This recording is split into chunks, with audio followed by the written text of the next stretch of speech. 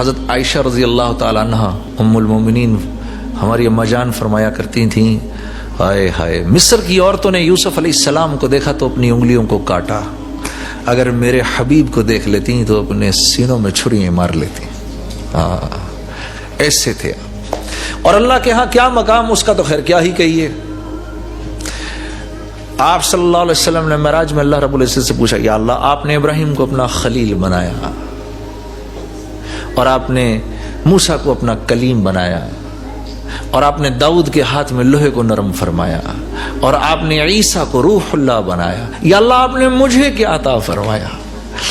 تو اللہ رب العزت نے جواب دیا، اے میرے حبیب جو آپ کو دیا وہ تو کسی کو نہیں دیا۔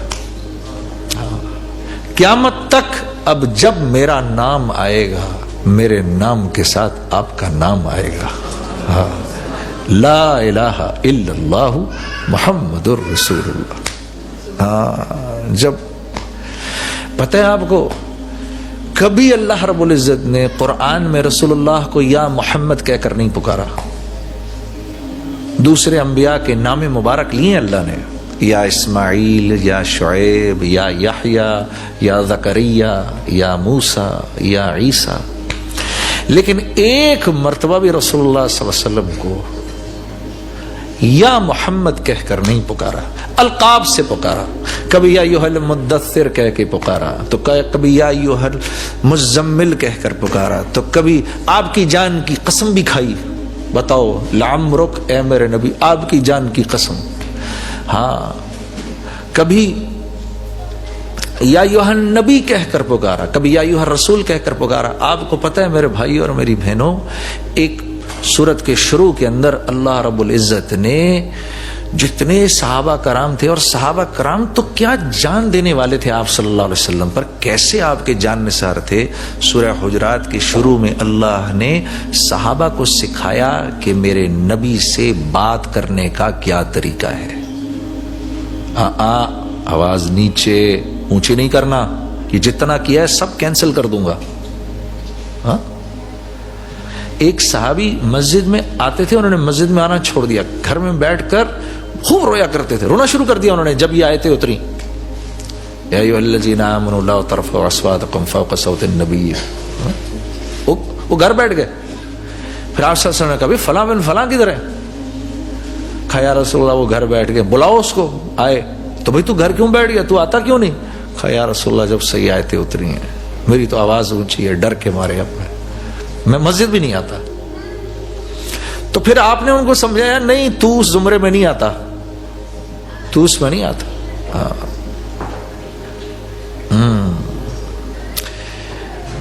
تو جس نبی سے بات کرنے کا طریقہ اللہ سمجھائے لوگوں کو، اور وہ بھی جان نثاروں کو، تو اس نبی کا اللہ کے ہاں کیا مقام ہوگا، اور جو اپنے آپ کو اس کے رنگ میں ڈھال لے گا پھر وہ اللہ کے ہاں کیسا ہوگا۔ آپ دیکھو سوچنے کی بات ہے، حضرت بلال رضی اللہ تعالیٰ عنہ تھے تو غلام، کیا تھے جی؟ غلام، باپ بھی غلام، ماں بھی غلام، دادا بھی غلام، دادی بھی غلام، اور دنیا کی لائن کی حیثیت سے اتنے نیچے تھے، اتنے نیچے تھے کہ حدیث کے تاریخ کی کتابوں میں آپ کے والد محترم کا نام تو آتا ہے، آپ کے دادا کا نام نہیں آتا، کہیں نہیں ملتا، لیکن اللہ اکبر نسبت جوڑ لی محمد صلی اللہ علیہ وسلم سے، تو اللہ کے نبی فرما رہے ہیں تو چلتا زمین پر ہے اور تیرے قدموں کی آواز اے بلال عرش والے سنتے ہیں۔ ہاں پھر آپ نے فرمایا میرے دائیں طرف سے قیامت کے دن ابو بکر اذان دیتے ہوئے نکلیں گے، بائیں طرف سے عمر اذان دیتے ہوئے نکلیں گے، میرے دائیں طرف سے ابو بکر نکلیں گے، بائیں طرف سے عمر نکلیں گے، اور میرے قدموں سے بلال اذان دیتے ہوئے نکلیں گے۔ یہ مقام مل کیسے گیا؟ آج دنیا کی سب سے زیادہ مسجد کا نام کیا ہے؟ مسجد بلال۔ واہ واہ جی واہ۔ حضرت عمر رضی اللہ تعالیٰ عنہ فرمایا کرتے تھے حضرت بلال کے بارے میں، ابو بکر ہمارے سردار ہیں لیکن ان کا مقام ہمارے ہاں اونچا اس لیے ہے کیونکہ انہوں نے ہمارے ایک سردار کو رہا فرمایا۔ انہوں نے ہمارے ایک سردار کو رہا کیا. تو حضرت بلال کو اپنا سردار کہا کرتے تھے. یہ اس نسبت کی وجہ سے. اس کے برعکس ابو جہل بھی تو ہے عرب سردار، بنی مخزوم کا سردار. یہ بنی مخزوم رسول اللہ کا جو خاندان تھا بنی ہاشم، اس کی ٹکر کا قبیلہ تھا، اس کی ٹکر کا خاندان تھا. اسی لیے تو یہ آپ کو نبی بھی نہیں مانتا تھا بدبخت، کہ بھئی یہ بنو ہاشم جو ہیں یہ حاجیوں کو بھی کھانا کھلاتے ہیں اور نبی بھی ان میں آ گیا. یہ نبی اگر بنی مخزوم سے ہوتا تو میں اس کو نبی مان لیتا. اکڑ ایسی. اور اس کو ابو الحکم کہتے تھے میرے بھائی اور میری بہنوں. ابو الحکم حکمتوں والا. 21 سال کی عمر میں یہ قریش کے جرگے کی سرداری کرتا تھا. 21 سال کی کوئی عمر ہوتی ہے؟ ان کے فیصلے کرتا تھا. نسبت نہیں جوڑی محمد صلی اللہ علیہ وسلم سے. آج ہم مذاق میں بھی کسی کو ابو جہل نہیں کہہ سکتے. یہ اتنی اونچی نسبت ہے. اللہ اس کی قدر کی ہم سب کو توفیق دے دے. ہاں میرے دوستو، ہاں. اسی لیے میں ایک بات آپ کو عرض کرتا ہوں، دیکھو ایسے جملے مت بولا کرو ہم سے تو بہتر وہ غیر ہیں. خدا کے واسطے آپ محمد صلی اللہ علیہ، یہ تو مترادف ہوا محمد صلی اللہ علیہ وسلم کے سینے میں چھرا مارنے کے.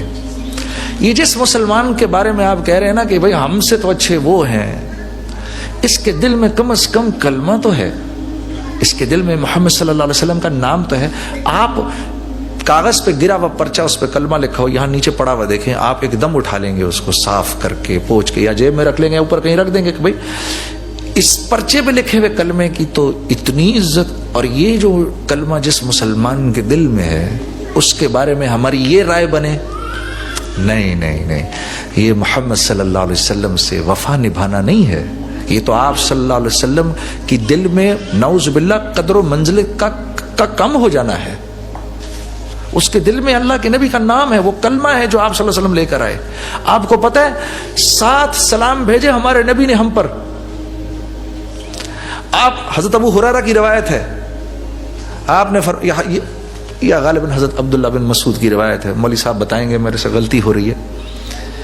آپ نے فرمایا میرے بھائیوں کو سلام ہو، میرے بھائیوں کو سلام ہو، میرے بھائیوں کو سلام ہو، میرے بھائیوں کو سلام ہو، میرے بھائیوں کو سلام ہو، میرے بھائیوں کو سلام ہو، میرے بھائیوں کو سلام ہو. 7 سلام بھیجے.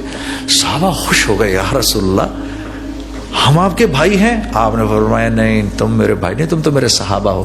میرے بھائی تو وہ ہیں جنہوں نے مجھے دیکھا نہیں ہوگا لیکن میرے بعد مجھ پر ایمان لائیں گے. میں اور آپ 7 سلام ہمارے نبی نے ہم پر بھیجے.